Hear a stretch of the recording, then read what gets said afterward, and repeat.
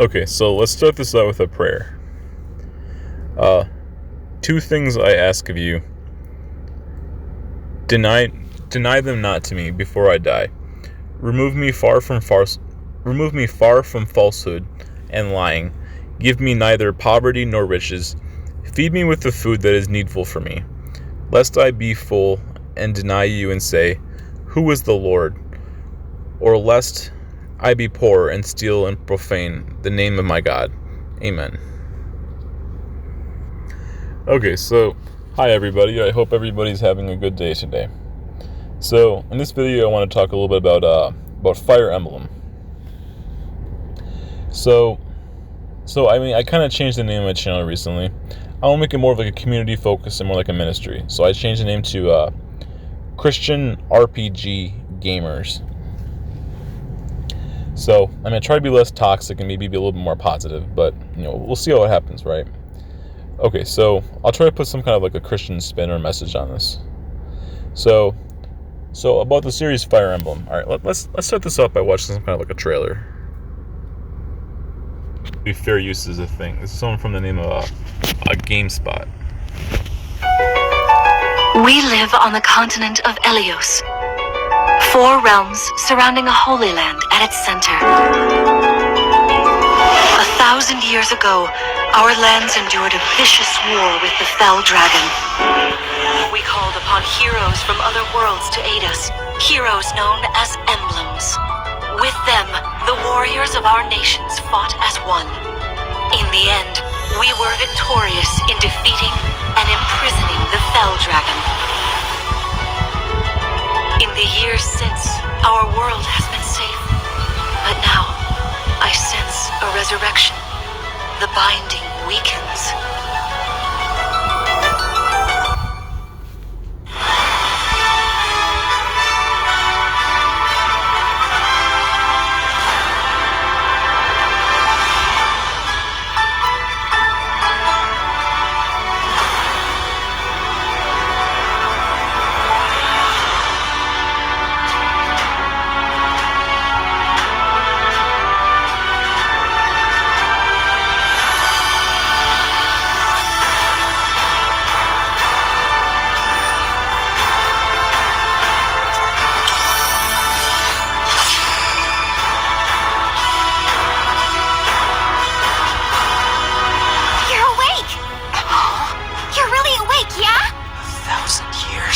How long I've been asleep.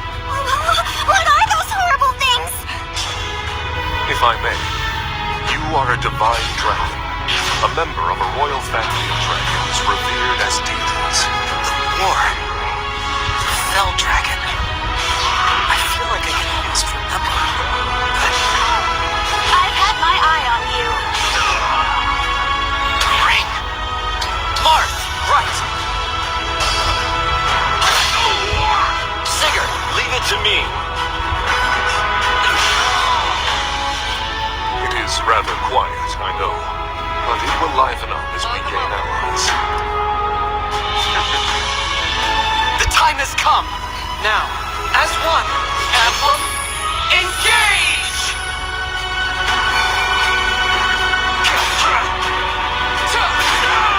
One strike will decide it all.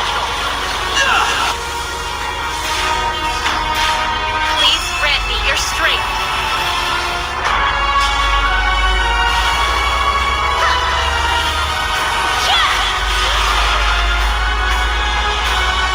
She asked me to gather all of the raids and bring peace back to Elios.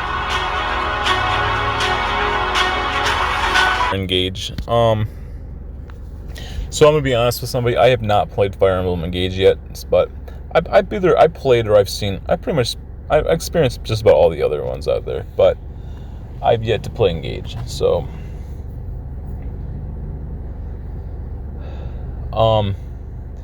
yeah, like Fire Emblem, I really do like Fire Emblem. I know, obviously, I'm kind of biased to some of these games too, right? Like, I used to really, really like Fire Emblem a lot.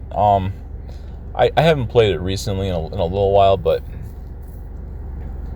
yeah, they're just really awesome games, right?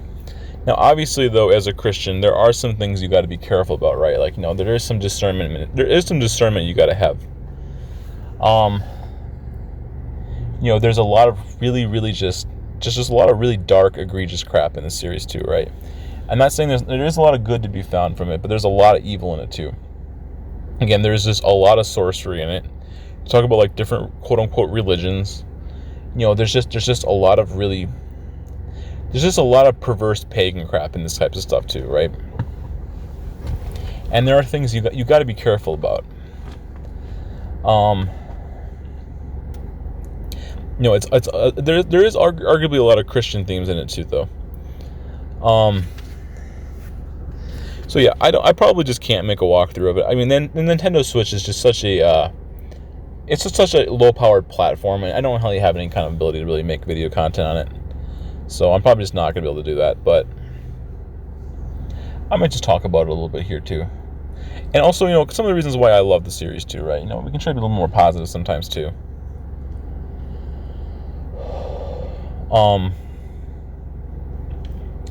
So yeah, like, there are some negatives, but there's also a lot of positives. It is great tactical combat. The stories are pretty good too, right? I mean, it has some pretty good stories. It has some pretty good cutscenes in it. There's just so many classes you can choose from. There's just so much potential for so much amazing stuff, right? It has an amazing theme song. There's a great community. And most of the games they made are just honestly fairly good. They're very good. And they have like a death system where if your character dies, they permanently are gone. Now usually they give you more than enough characters, but you lose access to them throughout the story. And most of the newer ones, they have like a casual mode, so you could just choose not to let your characters die too. But yeah, like I would say probably it's a very fun to play, right? Now it's like a tactical strategy style game.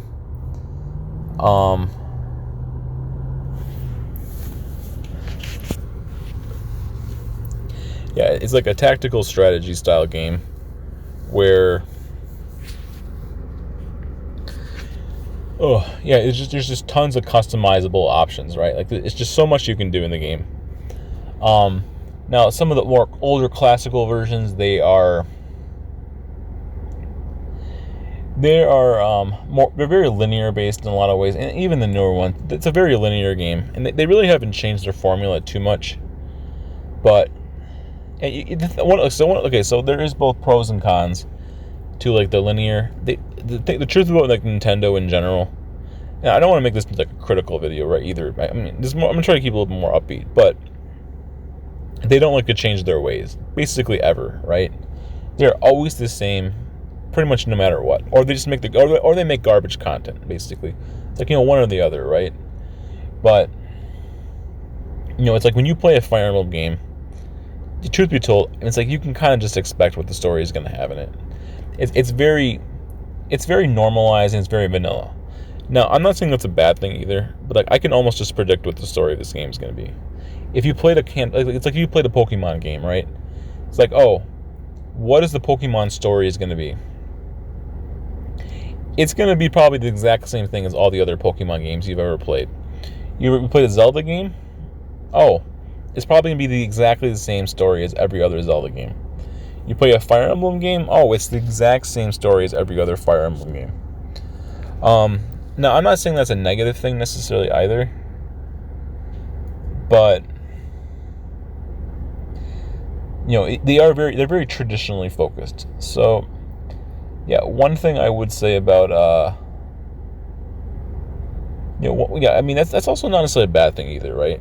It's predictable, but sometimes predictable is a good thing. It's good for one's mental health to have something like solid in your life that's predictable. Yeah, that's also a good Christian message, right? God does not change. God is the same, forever. So there is truth to that, right? In holiness, God is perfect, and everything God says is perfect, and His ways are perfect. So now, I'm not saying that this game is perfect or anything either, right? But there is some layers of truth to this. That predictability can be good. It's good for your mental health sometimes too. It's like, if something's working good, why try to change it dramatically? You can improve, you can do something new, but it's the same formula for most of the series. And I know in Fire Emblem, Fire Emblem is it is just a really, really solid, well-made game. It has a really good formula of how they do it. Now you can change the story a little bit here and there. You can add some new characters in. Maybe you add a new class in or two here or there, but it's mostly the same series. And I do like that in a lot of ways. I'm more of like a traditional sort of individual, so I like things being more normal, right? More vanilla and more normal, and that doesn't. You don't always have to do some. Not everything has to be unhinged. Not everything has to be. You don't have to bring in some new extreme, off the rails, off the hook thing. You can just keep it more normalized, right? I mean, there's nothing really wrong with that. You can upgrade the graphics, you can upgrade some of the stuff in it, but you don't have to like change it for the worse necessarily. You don't have to like. Not everything has to be progressive either. I do like that, right? Obviously, there's criticisms about the series, but there's a lot of net positives, right? So one of the major net positives of Fire Emblem obviously is the combat. The combat is phenomenal, right? It's turn-based. It's really well-made turn-based combat. And usually the story, the main focus on the story, tends to be really well-made too. So it's kind of a fantasy game. It also has like it's like a neutral, fictional like medieval times.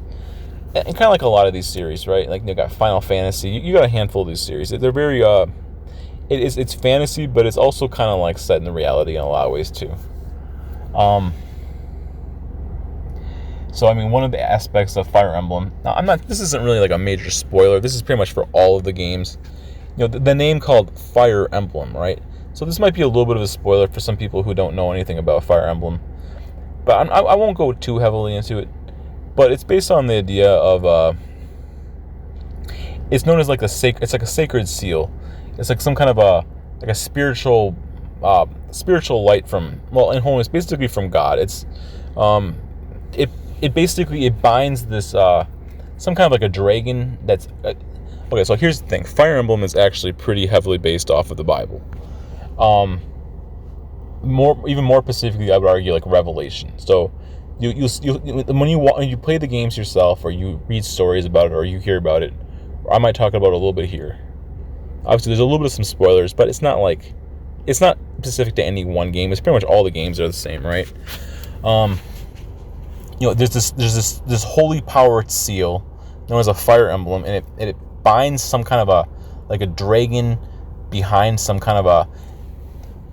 Basically, the idea from Revelation, where God in heaven and holiness, he takes like this great serpent, this dragon, and he binds this dragon, below the earth, or in some spiritual place or some physical place for 1,000 years, and he takes some kind of a seal or some kind of a holy power, and he binds this great darkness, like this Antichrist being, away for like 1,000 years,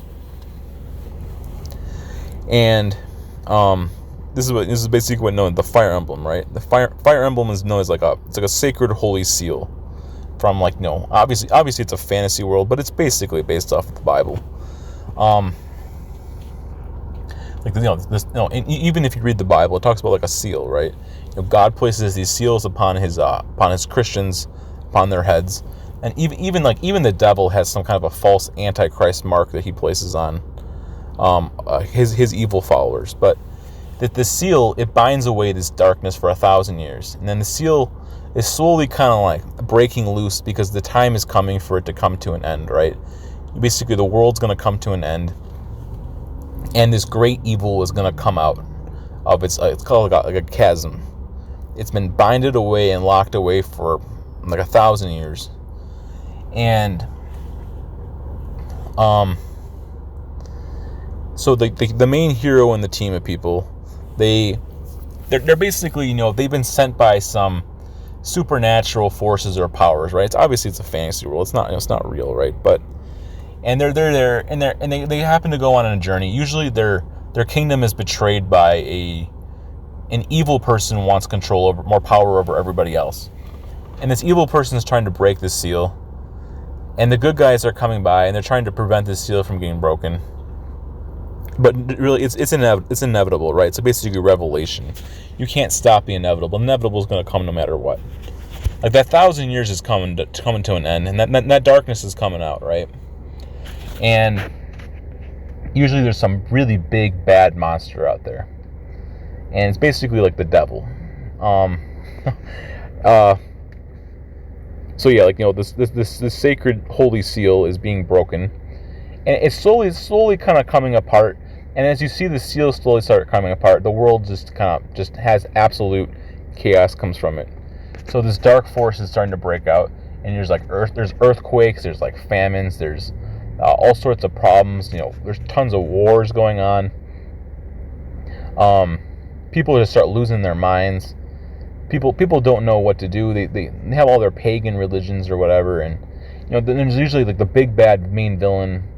You know, like he's usually like a huge dick. Like, I mean, I guess excuse the crass language a little bit, right? But and he's causing massive problems, and he's stabbing everybody else in the back. You know, he wants more and more power, and some evil force behind this seal is trying to manipulate this person to try to because that evil being wants to get out, right? Because he's like the devil, and he wants out. But he's manipulating the main villain so he can get out, and the seal is slowly starting to come loose and starting to break out, and eventually the main heroes of the story, they basically, you know, they find out it's known as a fire emblem. So it's they learn the true nature of what a fire emblem is supposed to be. It's like, you know, it's binding this dragon away, and they end up using the main hero kind of like, you know, he finds himself in the end, and he ends up using this holy sacred seal, and he ends up using it to break the monster out so they can basically fight and defeat it.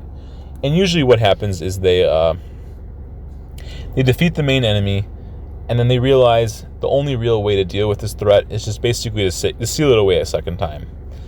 Because you can never truly get rid of evil like this. All you can really ever do is bind it away. So usually they defeat the main enemy, they chain him up in some kind of chains, and they lock him and seal him away a second time, and they bind it away for 1,000 years. They cover up the door, they kind of cloak it all, and they, you know, and then like the game's over, right? The main villain usually gets the big bad evil dark force, like the devil. The devil basically kills the main villain, because, you know, and then yeah, you know, the hero slays the dragon. You know, there's 1,000 years of peace, and then, you know, it's just kind of like, you know, everybody. It's just a good ending, right? Usually, and, you know, and sometimes, to be honest, and there's like just like 20 of these games, right? And, you know, honestly, pretty much all the fantasy series like these are all the same at the end of the day. But usually the main hero offers to sacrifice his life to save everybody else, and usually oh yeah, so there's the main hero, and usually the main hero is accompanied by their own, like, they have some kind of like a spiritual being that helps them out. And usually they take the form of like some kind of a dragon, kind of like a good guy dragon or something. And that being sacrifices their life so that the main hero can live. And usually the main hero also seeks to sacrifice their life, try to save everybody else in the world. And, like, you know, that this being that's usually with them, this being, I think, it turns into like this. Basically, I haven't played them in a while, but I mean, the basic idea is this being that's with them usually sacrifices themselves to turn themselves into this what's known as the fire emblem again. They make a brand new seal, so they can rebind and relock this great evil away, you know, yet again. So, and it's like you go on a journey, you get your friends and your allies, and you have a wonderful time. And usually it's really dark at times too, but that's kind of like the idea of what Fire Emblem is, right? And even hearing some of the ideas of what happened, you can take. There's a lot of biblical inspirations to it, right? I'm not saying that the Fire Emblem is a Christian series, but it's obviously heavily inspired based off of the Bible.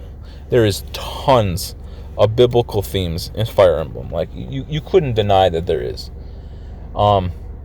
Especially Revelation. There's just tons of Revelation aspects.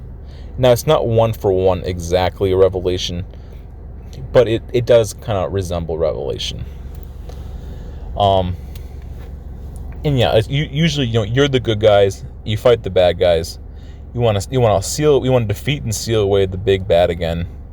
So you get 1,000 years of peace. So I mean, again, like I do like that a lot. And Fire Emblem, to be honest, is probably one of my favorite series of its specific class, right? I kind of just need to play Engage. One of the reasons I need to play Fire Emblem Engage is because I played like all the other ones, right? So I kind of need to go through and play that one too. And Three Houses, to be honest, was crazy good. Like, that was really, really freaking good, right? Some of the other Fire Emblem games, I mean, sometimes it's kind of like a hit or miss, right? I mean, obviously, most people kind of know what the good games are and aren't. So, like, there's some of the Game Boy, I think the Game Boy Advance, or that's what's called the Game Boy Advance. Those ones are really good. And there's also one on the GameCube with Ike. I can't remember the name exactly. It's like I don't know. I can't remember. There's a couple. It's like a Radiant Dawn, I think, or a Radiant Sacred Radiance or something. Obviously that game is like crazy good. It's also like probably like $400 if you want to buy a physical copy of it. But and then some of the Game Boy Advance games, I would argue Three Houses is actually also up there as being a really great game.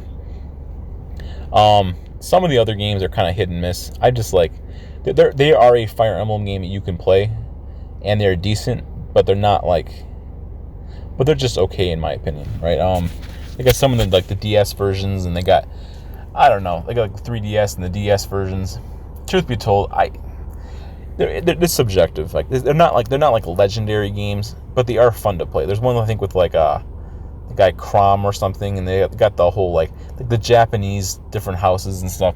To be honest, they're fun to play, but I wouldn't say that they're like legendary at the same time.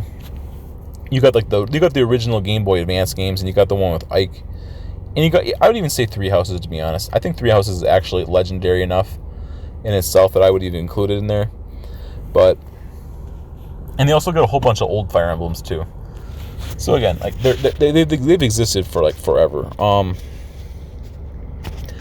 But yeah, like I would say, they are a lot of fun, and there's a lot of good stuff you can get from them, right?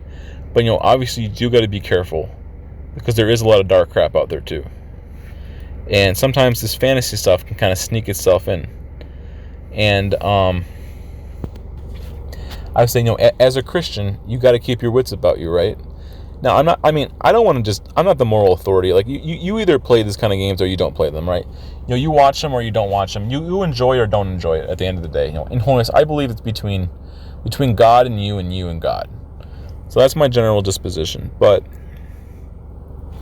at the same time, keep your wits about it if you do enjoy them. Now, I pretty much played through every single one of them. So I mean, it's kind of like a sunk fall. That's what it's called, like a sunk fallacy, I think it's called, or whatever. It's some kind of it's like I've already a sunk cost something, right? I mean, I've already invested so much into it at this point. I mean, I'm probably just going to keep investing more into it. And the same thing with a lot of these series, right? I'm not telling you should do that, but like, I mean, I'm kind of already invested in it as it is. But yeah, I might have to play Engage. I'm pretty blind to it, to be honest. I know a little bit about it, but I don't know that much about it. So I might have to enjoy that at some point. I could play the game. I also could just watch a walkthrough on the internet too. But theoretically, I could just do both of them, right? But yeah, like I would say like Fire Emblem is a crazy fun game. You got to be careful of the sorcery in it. That's obviously a really big thing you got to be careful of. There's lots of pagan themes, but there also is a lot of great storytelling, and the combat is really, really good. And I think it's just a fun series.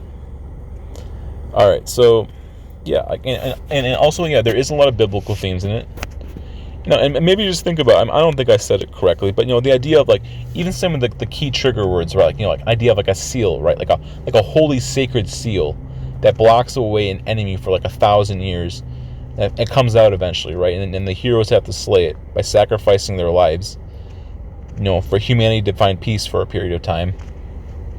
You just kind of think about some of that stuff, right? Like some of the biblical aspects you might remember in your mind from like reading the Bible, or some of the stuff you've heard. Now, there's a lot of biblical themes in it.